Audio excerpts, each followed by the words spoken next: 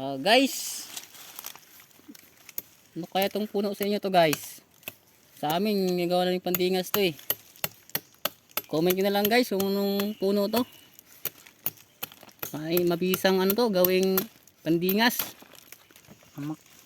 Pandingas, amak sa amon. Sa amon na, amak. Namin guys, magtag-ugan ba guys? Pang ano natin to, pang reserva sa parating na unos. Para madali tayo magpa-apoy guys. Pandingas. Ang dami na to guys.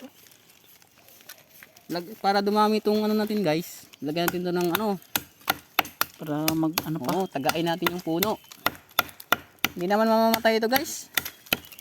Para dumami sa sunod yung ano niya. Dagta.